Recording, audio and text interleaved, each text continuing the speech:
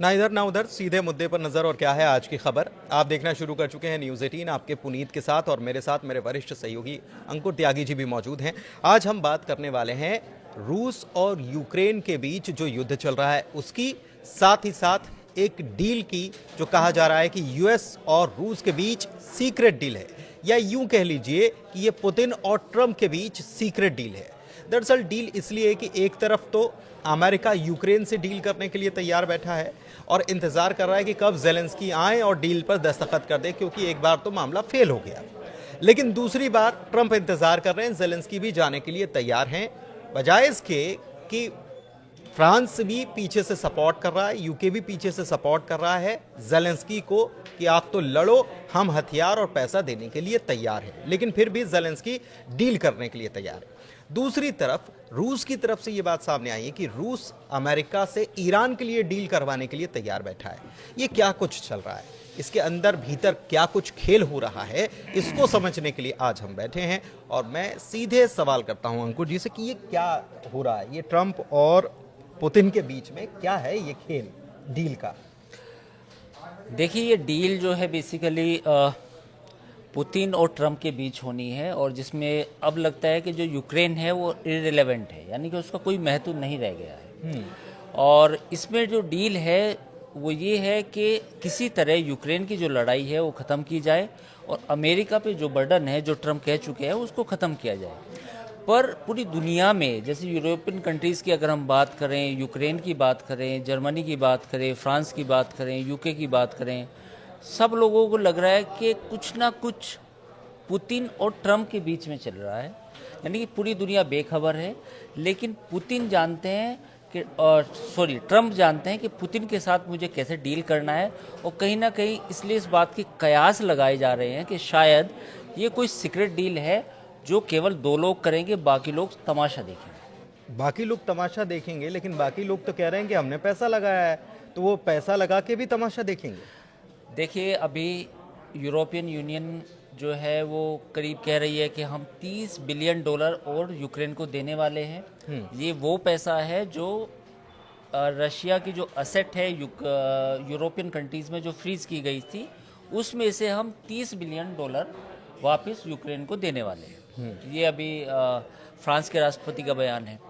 दूसरा बयान आप देखिए कि नाटो के जो पिछले साल जो नाटो के जो चीफ थे, उन्होंने पिछले साल अमेरिका में कहा था कि जो रशिया है वो बहुत बड़ी थ्रेट है। लेकिन आज जितने भी थिंक टैंक है यूके के, यूरोपियन यूनियन के या किसी भी कंट्री के, वो सब ये मान चुके हैं कि नेटो इज़ डेड, नेटो में कोई दम नहीं है। तो अब ये चाहे पैसा दें चाहे ना दें, यूक्रेन का जो भला होने वाला है या यूक्रेन का जो सर पे जो हाथ था अमेरिका के, वो हट चुका है। तो मुझे लगता है कि सऊदी अरब में जो अगले हफ्ते मीटिंग होगी वो काफ़ी महत्वपूर्ण होगी। उसमें यूक्रेन के भविष्य का फैसला और ट्रम्प और पुतिन के बीच जो सीक्रेट डील की बात आप कह रहे हैं उसका फैसला होने वाला है। तो ये एक खबर तो ये भी आती है, फ्रांस कह रहा है कि हम हथियार देने के लिए तैयार हैं, यूके कह रहा है कि हम पैसा देने, अभी पिछली बार पैसा दिया भी, सैंक्शन भी। तो ये सारी चीज़ें हो रही हैं, ब्रिटेन भी पैसा दे रहा है, फ्रांस भी दे रहा है, पोलैंड ने भी कह दिया कि अगर ये डील अगर ऐसे हो गई तो ये नाटो की हार होगी, यूरोपियन देशों की हार ही नहीं होगी, बल्कि एक प्रकार से उनका अस्तित्व खतरे में पड़ जाए। देखिए, अब यूरोप के जो देश हैं उनको खुद सोचना होगा कि ट्रम्प के इस काम के बाद उन्हें कैसे करना है। अब उन्हें खुद लड़ाई लड़नी है रूस से, या अमेरिका उनके बीच बचाव करने आएगा, अब उनको खुद तय करना है। अब आप मुझे ज़रा याद करके बताइए पुनीत कि सेकेंड वर्ल्ड वार के बाद यूरोप का वो कौन सा कंट्री है जिसने लड़ाई लड़ी? किसी ने नहीं लड़ी, क्योंकि सेकेंड वर्ल्ड वार के बाद तो सारी चीज़ें ख़त्म हो गई वहाँ। तो यूरोप तो लड़ना भूल चुका है। वहाँ की आप डिफेंस का जो एक्सपेंडिचर अगर आप देखें तो वो इतना कम है कि आप लगेगा ही नहीं कि यूरोप को कोई थ्रेट है। लेकिन ये जो ट्रम्प ने उस दिन जो वाइट हाउस में जो बात हुई है, उसके बाद अब इस बात की चिंताएं हैं पूरे यूरोपियन कंट्रीज़ में कि अब क्या होगा, क्योंकि नेटो को जिस तरह से ट्रम्प ने कहा कि आप अपना सुरक्षा जो है सिक्योरिटी है, अपने आप देखें अमेरिका का इतना ही था, इससे ज़्यादा हम आगे नहीं जाएंगे। तो अब सवाल ये पैदा होता है कि यूरोप के पास क्या वो दमखम है? यूरोप के पास रूस जैसे एक बड़े कंट्री से लड़ने का दम है? ये तय करना होगा। दूसरी बात, रूस का जितना भी एनर्जी सिक्योरिटी है वो सारी रशिया से आती है। वहाँ जो गैस सप्लाई है पूरे यूरोप में वो रशिया करता है। और आपने इम्पोर्टेंट पहलू ये भी आपको देखना होगा कि इस यूक्रेन की लड़ाई के बावजूद पूरी दुनिया ने रूस पे सेंक्शन लगाए, कहा कि रूस से कोई नहीं खरीदेगा, लेकिन यूरोप ने वही रशिया का ऑयल यूज़ किया और गैस यूज़ की, क्योंकि अगर ऐसा ना करता तो ठंड में लोग मर जाते वहाँ पे। तो मुझे लगता है कि ऐसा यूरोप में इतना दम नहीं है, बगैर अमेरिका यूरोप में दम नहीं है। मतलब यूरोप तो वैसे भी हम इंडियंस के लिए भी मतलब टूर करने की जगह है, लैविश लाइफ में अब वहाँ पे जगह है। यूरोप की जो एक हार्ड इमेज थी, आप यूके को देखो, जर्मनी को देखें, फ्रांस को देखें, जो लड़ाई लड़ते थे। अमेरिकन अगर ट्रूप्स की बात करें तो अमेरिका कहीं ना कहीं पूरी दुनिया में कहीं ना कहीं एंगेज है, किसी न किसी के साथ लड़ाई लड़ ही रहा। तो उसके अंदर और डिफेंस का जो एक्सपेंडिचर है वो भी लगभग हाई है उनका। कभी भी किसी भी डेकेड को अगर आप देखें तो किसी डेकेड में घटा नहीं है। लेकिन आप देखिए कि फ्रांस की अगर हम बात करें, एक कहीं से मैं डेटा पढ़ रहा था कि फ्रांस के पास कितनी तोप है, तो वो तोप की सुन के आपको हंसी आएगी कि 70 या 80 तोप है। तो फ्रांस देखिए, कोई ये यूरोप में तो यूरोप जब इन्होंने ईयू बनाया तो ईयू के बाद तो इन्होंने सोचा कि कोई थ्रेट है ही नहीं। तो पैसे वाले हैं ये, पैसे लेकिन हैं, तो पैसे दे देंगे तो यूक्रेन लड़ेगा। अच्छा करती है। नहीं तो पैसे दे देंगे तो यूक्रेन लड़ सकता है क्या? नहीं लड़ सकता। ये बेसिकली ये एक तरह से अपनी जो जनता होती है उसको कंजम्पशन के लिए कुछ तो बोलना पड़ता है कि पैसे दे रहे हैं। हाँ, हम पैसे दे रहे हैं, हम अमेरिका के बगैर भी मदद करेंगे, हम एक यूरोप अलग है, अमेरिका भले अपनी गुणगान करता है लेकिन यूरोप भी कम नहीं है। तो ये कंजम्पशन की थ्योरी है। लेकिन मुझे लगता है कि अगले हफ्ते सऊदी अरब में जो मीटिंग होगी, जिसमें अमेरिकन डिप्लोमेट्स और रशियन डिप्लोमेट आमने सामने बैठेंगे, तो उसमें कोई फैसला हो सकता है। मुझे इस बात की उम्मीद है। तो मेरी नज़र उस मीटिंग पे है। जिस सीक्रेट डील की बात आप कह रहे थे, शायद उस डील की बात उसके बाद कुछ ना कुछ निकल के सामने आए। अच्छा, एक चीज़ और, मैं एक थ्योरी और है, वो ये है कि ये सब पूरा, जिसे हम आम बोलचाल की भाषा में कहें तो ये पूरी मगजमारी जो चल रही है, ये यूक्रेन के खनिज को लेकर चल रही है। और ये यूरोपीय देश जो हैं बार बार ये बता रहे हैं, चाहे वो कीर स्टारमर हों या फिर फ्रांस की तरफ से, ये बार बार बताया जा रहा है कि हमने इतना पैसा दिया है, इतना पैसा इस युद्ध में लगाया है। तो क्या ये इस पर भी एक थ्योरी है कि ये चाहते हैं कि भाई कुछ वहाँ का जो अमेरिका चूंकि चाह रहा है कि पूरा हम ही वहाँ पर उत्खनन करें, तो उसके खनिज मटेरियल जो है उसमें हमारी भी हिस्सेदारी हो, ये चाह रहे हैं क्या? ये ऐसा हो सकता है क्या? देखिए, अपनी अहमियत साबित करके ये जो विंड डील बनेगी, जो आप, मुझे लगता है कि जो मैं जहाँ तक समझ पाया हूँ, आप ये कहना चाह रहे हैं कि किसको क्या मिलेगा अगर खत्म होता है। हाँ। देखिए, अगर यूक्रेन की जो लड़ाई खत्म होती है तो सबसे पहले जो रशिया की जो असेट फ्रीज की गई थी उसका बंदरबाट होगा। वो चाहे यूक्रेन को वापस मिले एज ए रीबिल्डिंग, या वो यूरोपियन कंट्रीज को मिल जाए जिसने पैसा दिया, जिसका नुकसान हुआ, उनको दिया जा सकता है। अमेरिका शायद ना ले। अमेरिका का जो फोकस है, जो प्रेसिडेंट ट्रम्प कहते रहे हैं कि हमारा फोकस है कि हमें जो रेयर अर्थ मिनरल्स हैं उनको वापस निकालने में मदद मिले। तो शायद अमेरिका का फोकस वहाँ होगा। लेकिन जो रशिया का असेट्स हैं यूरोपियन बैंक में और जहाँ जहाँ फ्रीज हुए हैं, वो शायद यूक्रेन को मिलेगा और कुछ हिस्सा उसको यूरोप के किसी तो रशिया को क्या मिलेगा इससे? रशिया के साथ जो डील है वो ये है कि जो हिस्से पे कब्जा है, रशिया ने फिलहाल किया हुआ है, 2-3 प्रांत है माफ कीजिए, वो हिस्सा शायद रशिया नहीं छोड़ेगा। वो नहीं छोड़ेगा। तो मुझे लगता है कि जो तो आगे आने वाले वक्त में वो एक्सपेंशन भी कर सकता है फिर, अगर ऐसी स्थिति होती है तो। अब ये डर सच है, क्योंकि ये डर आने वाले समय में भी देखने को मिलेगा। और इसी डर की बात कहते रहे हैं कि डेमोक्रेट से ही बात कहते रहे हैं कि रशिया फिर ऐसा करेगा तो हम क्या करें। ज़ेलेंस्की ने एक चीज़ और कही थी, मुझे याद है, और मैं इसलिए यहाँ पर ये कोट कर रहा हूँ क्योंकि ज़ेलेंस्की ने कहा था कि शांति हो, युद्ध रुके, समझौता हो, लेकिन ये ट्रंप और पुतिन के आगे तक की बात होना चाहिए। कहने का मतलब ये है कि ट्रंप आए हैं, चले जाएंगे, पुतिन हैं, कल को चले जाएंगे, तब फिर आगे क्या होगा? रूस और यूक्रेन तो रहेगा ना, तो आगे का भविष्य यूक्रेन का खतरे में ना पड़े। ये ज़ेलेंस्की ने बहुत पहले कही थी, ये हालांकि बाद में इन दिनों में उन्होंने ये बात रिपीट नहीं की है। नहीं, ये बात सच्चाई है, इसमें कोई आप डिनाई नहीं कर सकते कि जो रशिया है, रशिया दोबारा एग्रेसिव ना हो, रशिया दोबारा हमला ना कर दे, रशिया यूक्रेन को अपना हिस्सा ना बनाए भविष्य में। ऐसा इनकार करना, सदियों के लिए इनकार करना, 20 सालों के लिए इनकार करना बहुत मुश्किल है। मतलब ऐसा कहना, सोचना भी मुश्किल है, क्योंकि देखिए रशिया एक बहुत बड़ा कंट्री है। जैसे इन्होंने सोचा था कि रशिया को इस युद्ध में उलझा के आइसोलेट कर देंगे, वो हुआ नहीं। रशिया ने बताया कि मेरे पास जो एरिया है, उसके पास जो माइट है, वो लंबे टाइम तक अभी भी लड़ने की है। अमेरिका ने लगभग काफ़ी मदद की, ऐसा नहीं है कि हथियार नहीं दिए। हाँ, ये बात ज़रूर है कि उस तरीके से नहीं दिए, क्योंकि अमेरिका और यूरोप को इस बात का भी डर था कि शायद थर्ड वर्ल्ड वॉर ना छिड़ जाए, तो वो भी एक डर था। तो मुझे लगता है कि आने वाले समय में कुछ भी हो सकता है। लेकिन पोलैंड, मैं वापस वहां घूम कर आ रहा हूं, पोलैंड की तरफ से एक बयान आता है और उसमें ये कहा जाता है कि भाई हम यूरोपीय देश में, अगर जनसंख्या की उन्होंने बात की है कि 50 करोड़ लोग हैं हम, तो क्यों 30 करोड़ अमेरिकियों के आगे हम बोल रहे हैं कि आप भी हमारे साथ में आओ? हमारे पास इतनी ताकत है कि हम अकेले रशिया को पीछे धकेल सकते हैं। नहीं, ऐसा मुश्किल है। देखिए, क्योंकि कीर स्टारमर से जब पूछा था ट्रंप ने कि लड़ लोगे आप, निपट तो लोगे, हंसे तो थे, वो उन्होंने हंसते हुए बात की। तो हाँ। ऐसा मुश्किल है। तो मुझे नहीं लगता कि यूरोप के किसी भी देश में मादा है कि वो रशिया से लंबे टाइम तक, 6 महीने तक, और बेसिकली न्यूक्लियर डिटरेंस है सबके पास। रशिया के पास जो न्यूक्लियर आर्सेनल्स हैं, अमेरिका के पास है, वो डिटरेंस का काम करते हैं। तो कोई भी यूरोप, अब आप सोचें कि सेकेंड वर्ल्ड वॉर हो जाएगा, ऐसा मुश्किल है, मुझे नहीं लगता। दिलचस्प यह है कि इस बीच रशिया की तरफ से हमले लगातार जारी हैं और खूब तेजी से हमले हो रहे हैं, वो लगातार जारी। लेकिन इस बीच एक खबर और आती है। वो खबर क्या है? दरअसल अमेरिका की तरफ से ईरान के ऊपर प्रतिबंध लगाए गए हैं, दबाव बनाने के लिए, उस डील के लिए जो डील ट्रंप ने तोड़ दी थी, ये कहते हुए कि इसके कोई मायने नहीं है, ये बेमतलब की डील है।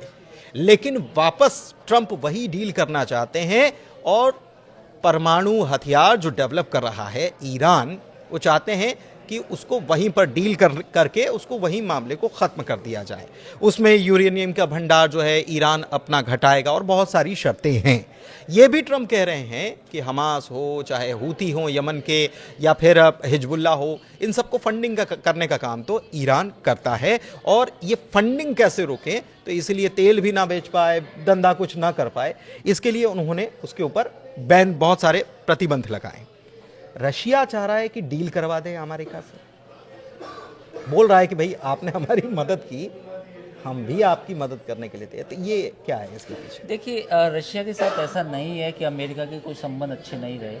अमेरिका के कोल्ड वॉर ख़त्म होने के बाद जब रशिया का डिसइंटीग्रेशन हुआ, उसके बाद जो कारोबारी रिश्ते थे वो आज भी हैं।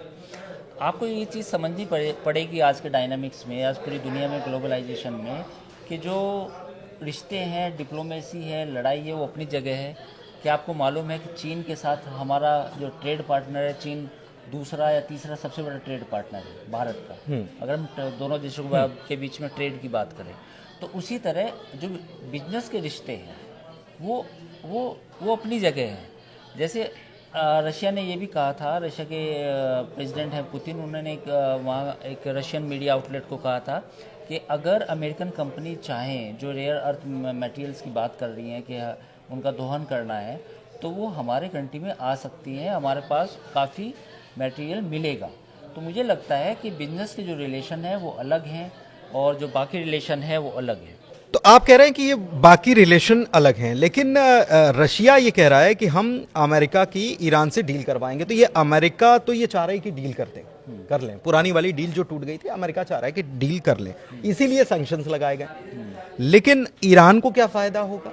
या चूंकि ईरान ब्रिक्स में भी दोनों साथ में ही है, रशिया ईरान ब्रिक्स साथ में है, तो ये ईरान के लिए कुछ फायदेमंद होगा? या फिर ईरान कह रहा है कि रशिया से कह रहा है कि भाई उन्होंने बहुत सारे प्रतिबंध लगाए, तो आप कुछ बात करके देखो, कुछ बात बन जाए तो? देखिए, रशिया के जो प्रॉक्सी, एक तरह से जो एक जो कंट्री है जो उसके सपोर्ट करते हैं, उसके प्रभाव में है, वो ईरान है। तो जब ये डील होगी तो यूक्रेन को लेके होगी। लेकिन रशिया चाहेगा कि जो मेरे छोटे भाई हैं, जो भाई बंद इधर उधर बचे हुए हैं, जिसमें ईरान भी है, तो ईरान को भी कुछ फ़ायदा हो जाए। लेकिन पिछले हफ्ते की बात है, इजराइल ने ये सीक्रेट डॉक्यूमेंट्स अमेरिका को दिए हैं और साफ तौर पे कहा है कि जो इजराइल ईरान पर हमला करने की या उसके जो न्यूक्लियर फैसिलिटीज़ हैं उनको तबाह करने की बेहद आवश्यकता है, क्योंकि ईरान बम बनाने की दिशा में, परमाणु बम बनाने की दिशा में अग्रसर है। तो मुझे लगता है कि ईरान को लेके अमेरिका लीनियंट नहीं होगा, वो झुकेगा नहीं।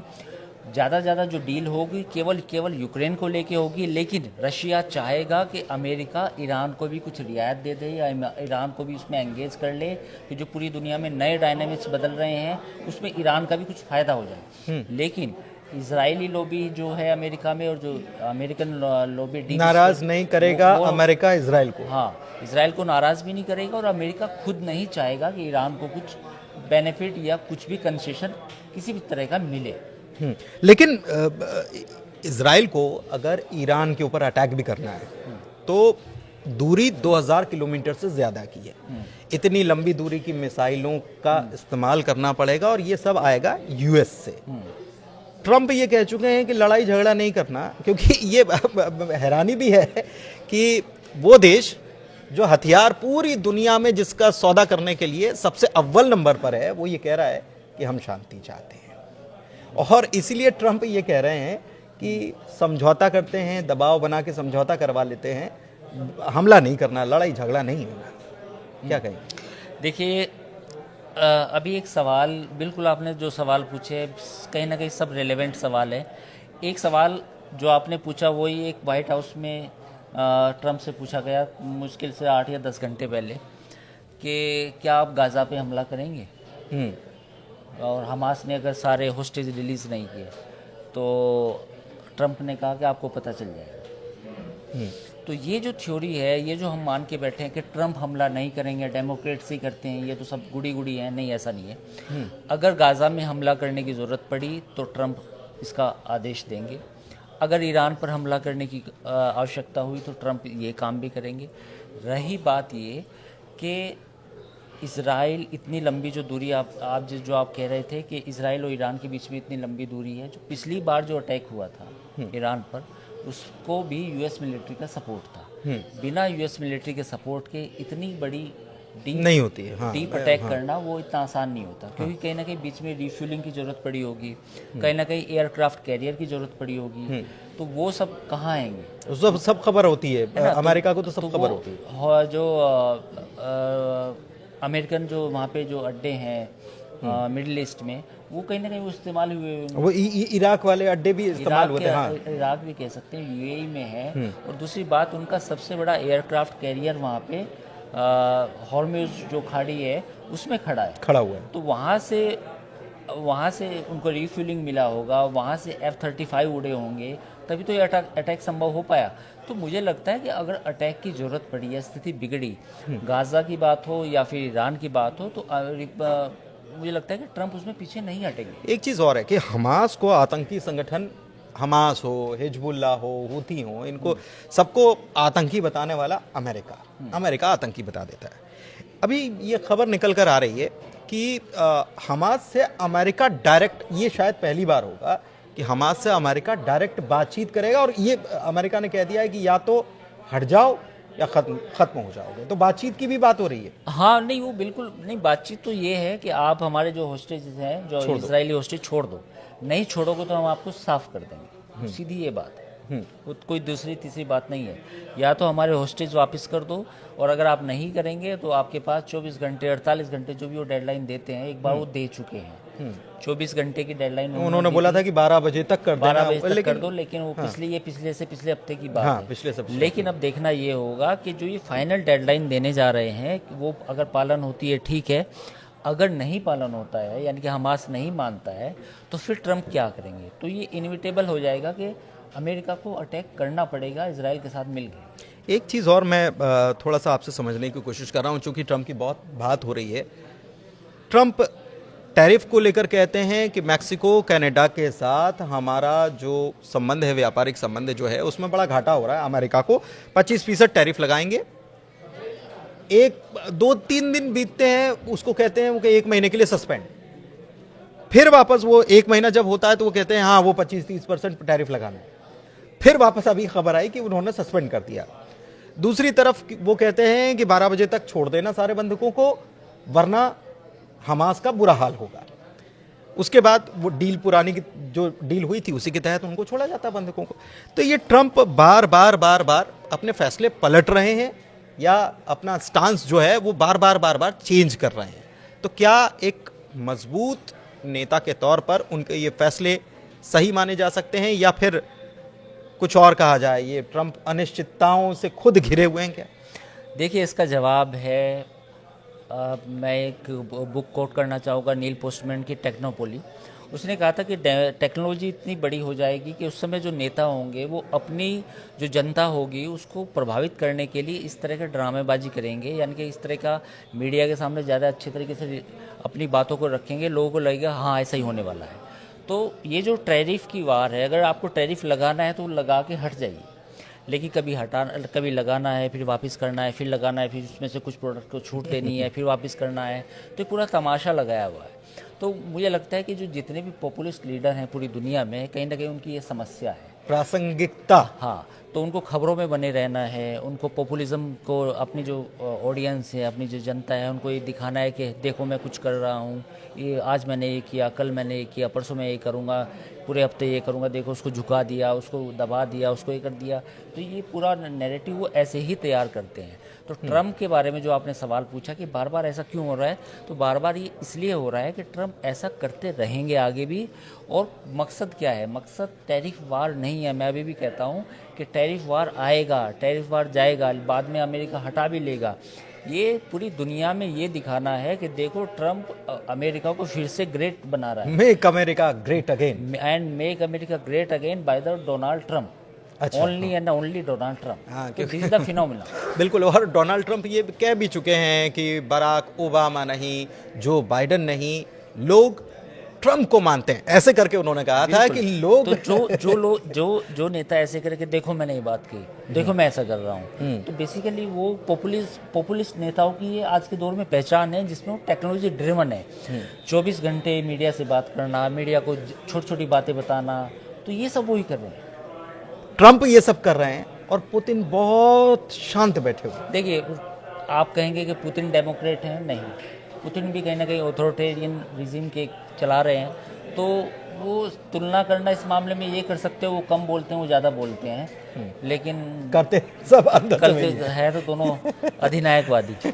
चलिए ठीक है, तो चर्चा को यहीं समाप्त करते हैं। उम्मीद करते हैं कि आपको बहुत सारी चर्चा हमारी ये जो है वो पसंद आ रही होगी, और हम लगातार इस मुद्दे पर चर्चा आगे भी करते रहेंगे, और कई और अंतर्राष्ट्रीय मुद्दों पर हम आगे भी चर्चा करने वाले हैं। तो देखते रहिए हमारे वीडियोस, और आपको हमारे वीडियोस कैसे लगते हैं आप अपने कमेंट दे सकते हैं। हमारे चैनल को लाइक कीजिए, सब्सक्राइब कीजिए। फिलहाल आज के इस वीडियो में इतना ही। धन्यवाद।